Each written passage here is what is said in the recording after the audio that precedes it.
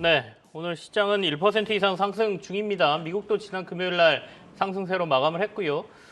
여러 가지 경제 지표에 대한 우려는 있습니다만 주식시장은 일단 조금 빠졌다가 또다시 상승을 시도하는 그런 모습들을 보여주고 있는데요. 이걸 어떻게 해석하고 저희가 전략을 좀 짜야 될지 GFM 투자연구소의 이진우 소장과 얘기 나눠보겠습니다. 어서 오십시오. 네, 안녕하세요. 연준에서는 뭐 3월 달에 올리긴 올릴 텐데 네. 이 폭에 대해서 이제 연준 인사들부터 시작해서 시장 전문가들의 의견이 좀 다른 거 아니겠습니까? 예. 일단 빅스텝 얘기가 나왔다가 또 약간 사그러들었다가 이번 주에 또 고용 지표도 있기 때문에 네. 어떻게 봐야 될까요? 예, 아마 대부분의 시청자분들께서 방금 코너 시작할 때 저 제목 보고 네. 참 식상하다고 생각하셨을 것 같아요. 뭔 아직도 연준 타령이고 25bp, 50bp 타령이냐. 아니, 장이 가는데. 예, 장이 가는데. 근데 이렇게 여러 가지 이제 미국 상황을 갖다가 이렇게 정리해서 아침 일찍부터 많은 매체에서 보여주잖아요. 한경도 그렇게 하고 있습니다만. 대체로 흐름은 그렇죠. 크게 늘 이렇게 강세론자 그리고 네. 신중론자 이렇게 갈리지만 요즘 월가나 헤지펀드 그리고 전략가들 중에 비중으로 따지면은 이거 아무래도 밸류에이션이 정당화되지 않는 것다, 좀 과하다 시장이 이런 얘기를 하면서 경기 침체 내지는 연준의 긴축 의지를 과소평가한다 이런 톤들이 네네. 어떻게 보면은 개인 투자자들을 상대로 해서 장사해야 되는 월가의 헤지펀드나 자산운용사 IB들까지도 관련자들이 나와서 그런 얘기들을 한단 말이죠. 그런 와중에 장은 꾸역꾸역 가잖아요. 계속 미국도 그런 식으로 가니까 우리가 코로나 시국에도 겪어봤다시피 돈은 많고 그 많은 돈이 그냥 시장으로 몰려들고 있고 추세는 살아있고 한다면은 여기서 이제 이런저런 논의들이 좀 허무하다 싶어지는 그런 상황이죠.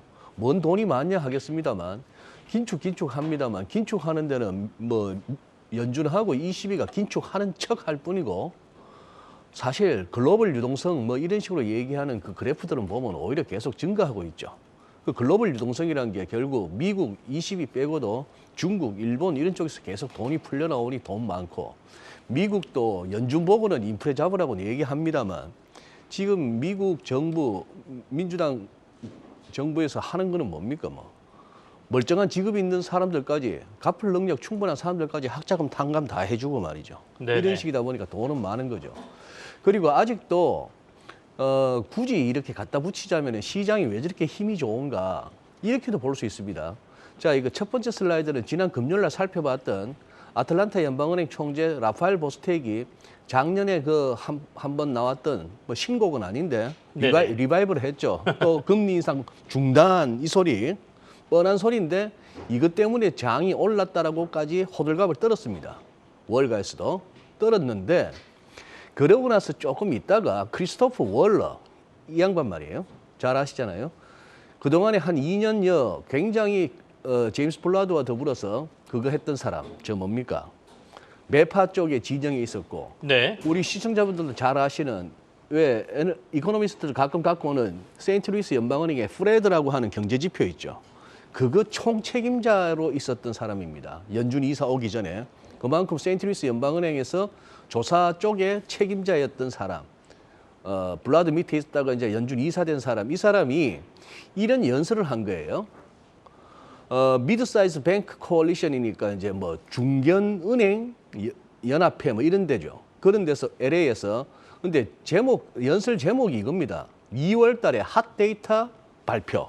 아주 뜨거웠잖아요. 고용지표부터 시작해서 CPI, PCE 이렇게까지 정도가 소매 판매 등등까지. 자, 이런 상황이었는데 이걸 갖고 이 양반 이렇게 얘기한 겁니다. 소비자들의 이 소비는 줄어들지 않고 있어요. 생각만큼. 네. 그리고 노동시장, 고용시장도 계속해서 unsustainably hot, 그렇게 지속 불가능할 정도로 뜨겁단 말이에요. 고용시장은. 그리고 인플레이션은 come down 하지 않고 있다는 거예요. 자기들이 생각했던 만큼 그렇게 빨리.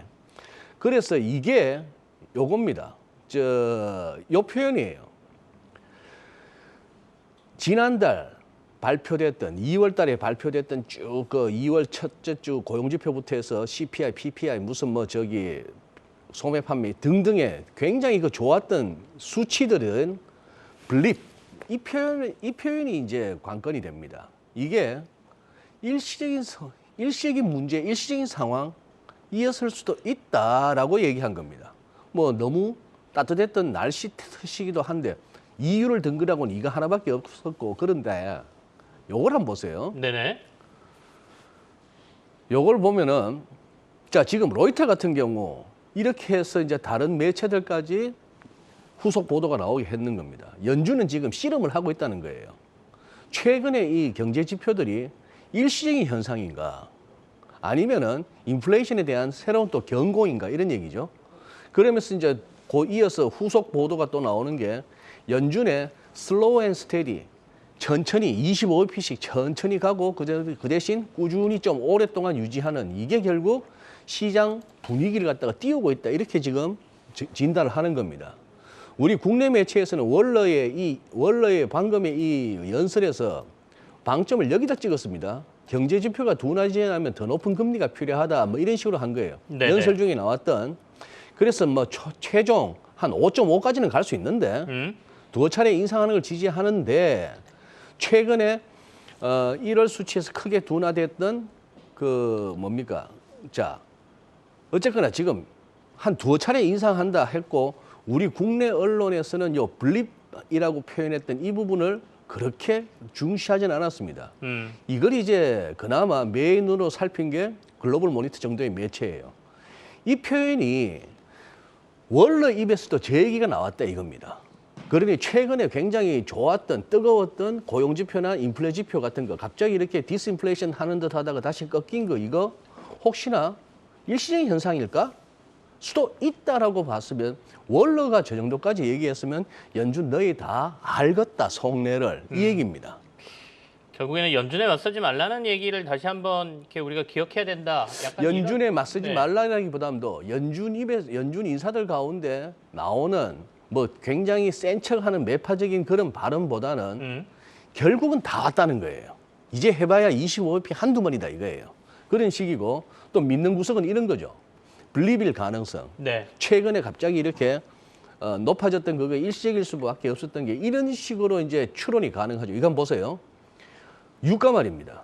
유가가 2021년 2월 무렵에 이러다가 2022년에 이랬으니까 작년에는 어땠겠습니까? CPI고 뭐고 할 것 없이 확 올라가겠죠. 네네. 3월도 마찬가지입니다. 이런 식입니다. 자, 그러나 금년부터는 어떨까요? 이때 대비 이렇고 3월 대비 이렇고 자 4월쯤 가면은 뭐 이 무렵 대비 지가 올라가 봐야 이런 식이니까 그러니 이게 역기저 효과가 있을 거단 말이죠. 2022년에 너무 높았으니까 유가나 이런 것들이 너무 높았으니까 이런 거는 인플레 지표를 갖다 서서히 둔화시킬 것이다 하는 얘기죠. 그거는 뭐 이런 것도 이 무렵에 중고차 논쟁이 얼마나 많았습니까? 2020년 신차보다 중고차가 비싸다고 했죠. 네. 코로나 이후에 신차보다 중고차가 더 비싸다 했다가 좀 꺾였는데 자, 이 부분도 이제 관건입니다. 다시 어떻게 될까?